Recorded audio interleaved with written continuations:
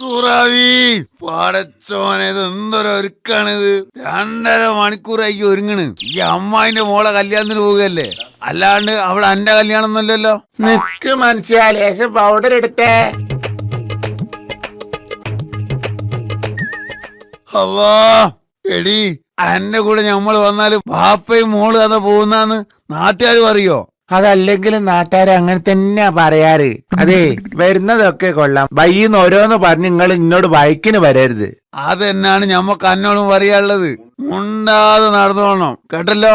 ഒരുമാതിരി ആളെ മക്കാറാക്കണ വർത്താനം പറയരുത്. അല്ല, എന്നെ ഉമ്മ എത്തിയില്ലല്ലോ, ഞമ്മളെ മുന്നാര അമ്മായി അമ്മ. ഉമ്മ ബസ് സ്റ്റോപ്പിൽ ഉണ്ടാവും, നിങ്ങൾ നോക്കി നിക്കാണ്ട് വേഗം ഇറങ്ങി മനുഷ്യ. അത് ശരി, ഇപ്പം കുറ്റം ഞമ്മക്കായോ?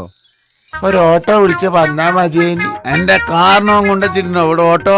ഞമ്മള് പറഞ്ഞത് മറന്നുപോയോ? സോറി, നാവൊന്ന് വീണേതാണ്.